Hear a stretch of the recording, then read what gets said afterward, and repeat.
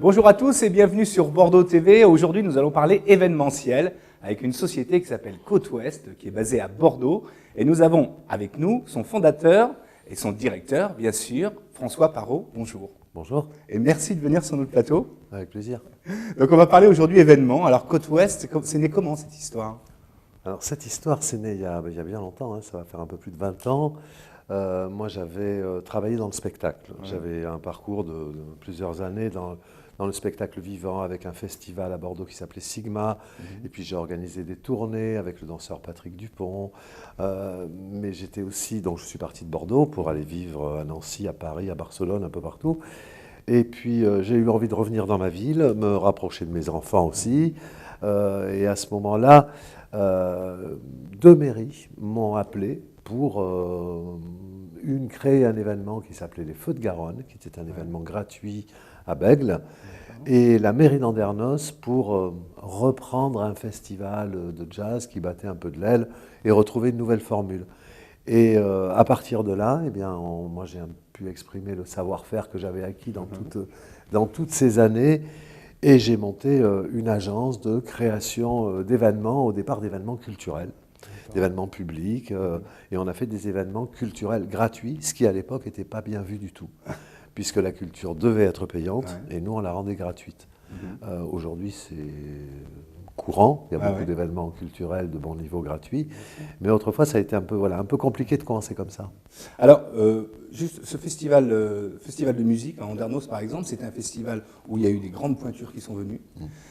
C'est une marque de fabrique quelque part pour vous, ça, ce festival au niveau musical? Alors complètement, parce que d'abord c'est un festival qu'on gère depuis 20 ans, et ça dans nos métiers, je peux vous assurer, c'est pas courant, quoi. C'est pas courant de gérer comme ça un événement pendant aussi longtemps.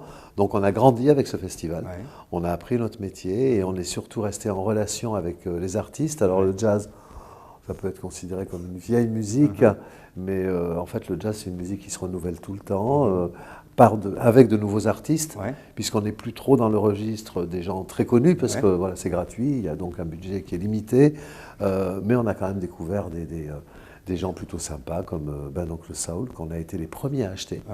Donc on a acheté une bouchée de pain et on l'a acheté 3 mois avant qu'il n'explose.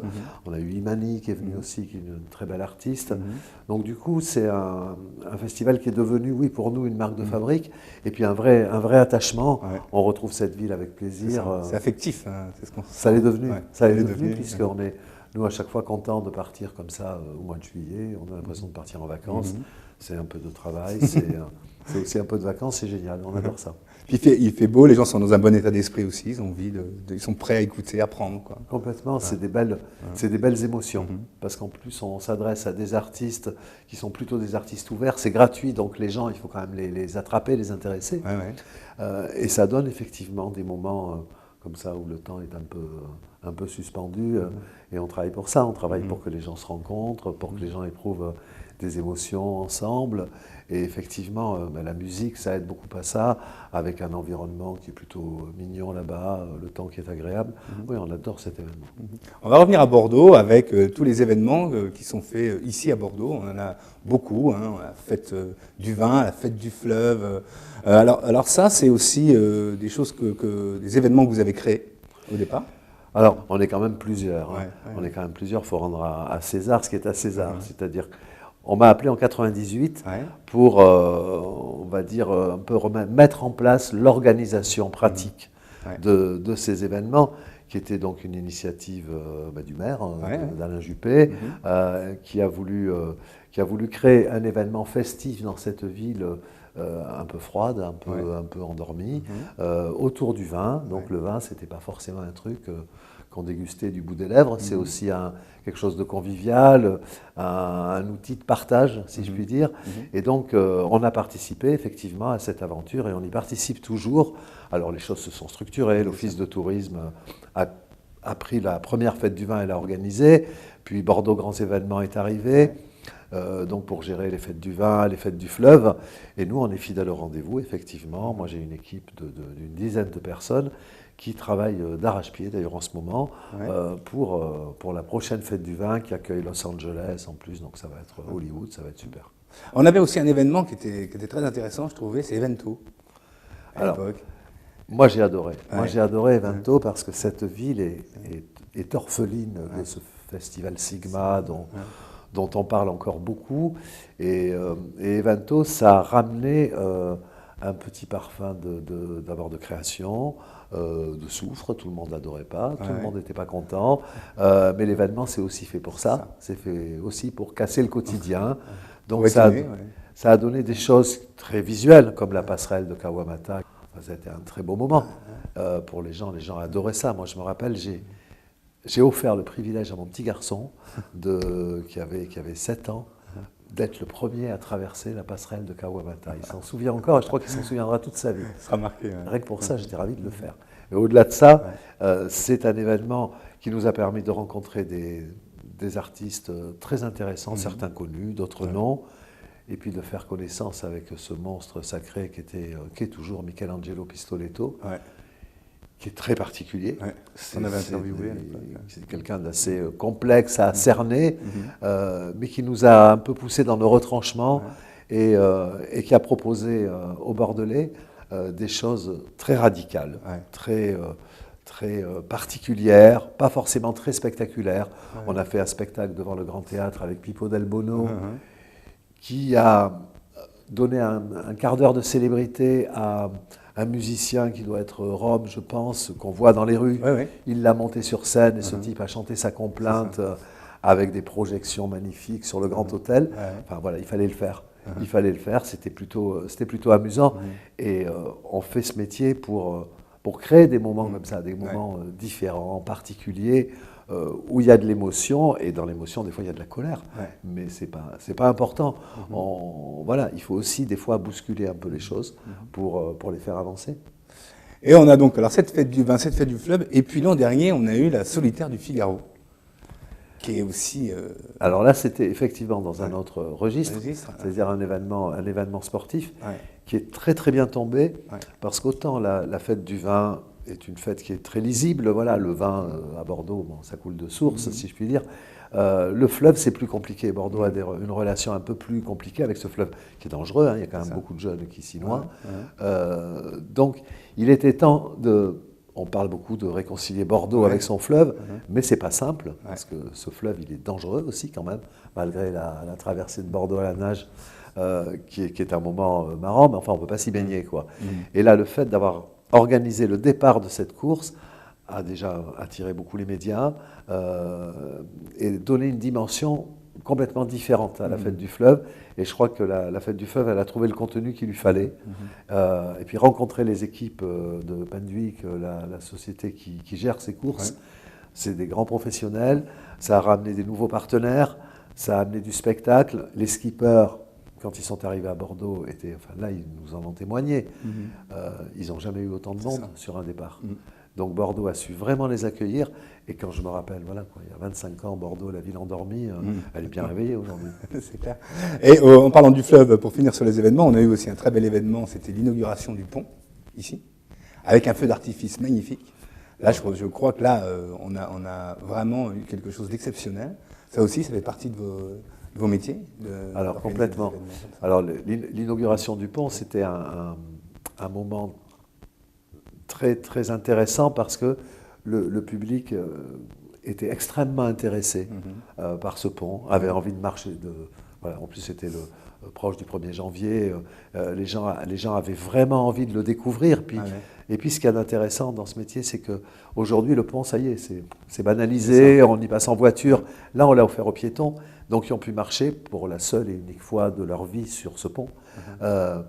Et puis, le groupe F est venu effectivement pour ce feu d'artifice. Le groupe F, c'est, à mon avis, les meilleurs pyrotechniciens du monde. Ils ont fait un feu qui était splendide. Pour nous, ça a été un très très beau moment, très compliqué à monter parce que extrêmement complexe en gestion publique, en sécurité. En plus, avec la petite cerise sur le gâteau, c'était la venue du président de la République. Donc ça complexifiait encore un peu l'exercice. Ça a été beaucoup de travail, beaucoup d'équipes, mais les gens étaient ravis et pour nous, ça restera un très beau souvenir. On va revenir à Côte-Ouest par rapport aux collaborateurs, parce que tout ce que tu fais, c'est pas tout seul, c'est toute une équipe. Ça, c'est sûr. C'est composé de combien de personnes, Côte-Ouest, maintenant? Alors aujourd'hui, on est une quinzaine. On est une quinzaine avec des équipes pluridisciplinaires. Il y a une petite équipe administrative et juridique, et c'est extrêmement important parce qu'on est en France, il faut être bien couvert, il faut bien couvrir nos invités, si je puis dire, qui sont sous notre responsabilité. Puis alors ensuite, j'ai des gens qui font de la technique, des gens qui vont s'occuper de gestion de l'éclairage, du son, d'audiovisuel, de la vidéo, de choses comme ça, des responsables de sécurité, donc, puisque ça aussi c'est un sujet très important, et puis des chefs de projet qui vont coordonner l'ensemble. Et quand on sait qu'une fête du vin, ça dure 4 jours, mais c'est 400 personnes qui travaillent sur un chantier unique avec tous les métiers du monde, je crois, qui se retrouvent réunis pour démarrer à l'heure. Donc c'est une coordination assez complexe. Et donc j'ai effectivement toute une équipe de gens assez jeunes qui ont quasi tous été formés ici. Bon, ils ont fait des écoles, mais ils ont été bien formés sur le terrain. Et ce sont vraiment des gens intelligents, compétents, qui ont des forts caractères tous. Et il faut savoir se faire respecter quand on dirige, quand on est une jeune femme de 25 ans et qu'on doit diriger 30 intermittents du spectacle de 45. Il faut savoir manager et puis savoir tenir ses objectifs, parce qu'à chaque fois, il faut ouvrir à l'heure. On n'a pas le temps de répéter, donc tout doit être parfaitement organisé. Et j'ai une équipe formidable autour de moi, effectivement. C'est la qualité que tu leur demandes principale à tes collaborateurs, c'est quoi? C'est d'abord d'aimer les gens, parce que je crois qu'on ne peut pas faire ce métier si on n'aime pas les gens. Et c'est d'être, suivant les postes, hyper créatif au début, très souple dans la préparation et extrêmement structuré dans l'exécution. Donc je leur demande tout, toutes les qualités, et pour la plupart, je pense qu'ils les ont. Dans tous ces métiers, dans ce métier, il y a plein de métiers en fait. Oui, c'est un métier d'assembleur, Donc il y a effectivement plein de métiers et rien ne doit être négligé, rien ne doit être laissé dans le détail. Et ça, c'est un des côtés formidables de notre métier, c'est qu'on a affaire à toute la chaîne sociale. C'est-à-dire qu'on doit être en relation précise et très à l'écoute avec nos donneurs d'ordre, donc qui peuvent être des grands patrons, des hommes politiques, mais on doit aussi savoir prendre en compte la personne qui va poser et attacher la barrière, le plombier qui va raccrocher les tuyaux, parce que le diable est dans le détail. Et une chose qui ne fonctionne pas, ça peut perturber tout ça perturbe tout le reste. Donc c'est un métier où on est en rapport avec toute la chaîne sociale et où on doit respecter absolument tout le monde. Et ça, c'est essentiel.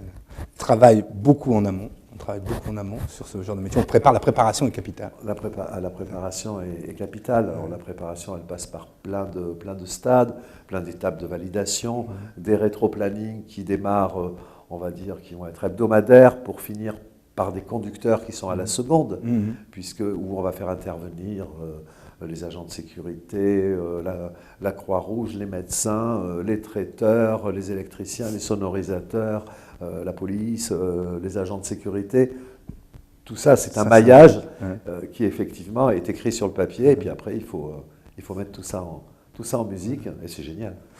Pour parler des prochains événements, alors est-ce qu'on a des scoops un peu sur ce qui va se passer à Bordeaux prochainement? Alors on a la fête du vin, bien sûr, cette année. Mais... Alors on a la fête du vin, mais avant on a l'escale qui ouvre dans 48 heures. L'escale du livre.